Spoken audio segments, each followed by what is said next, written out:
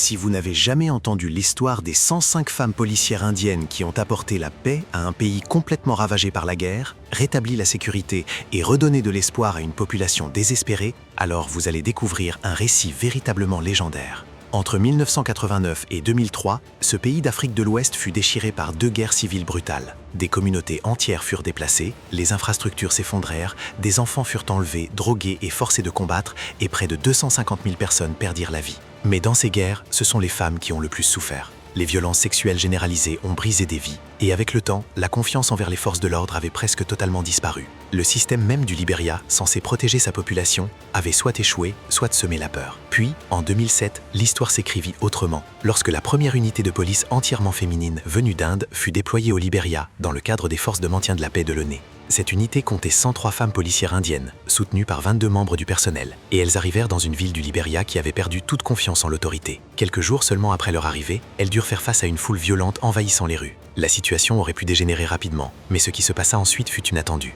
Aucun coup de feu ne fut tiré, aucune vie ne fut perdue. En utilisant uniquement des moyens non létaux comme les gaz lacrymogènes et les canons à eau, elles réussirent à maîtriser la situation, et avant midi, la foule s'était dispersée.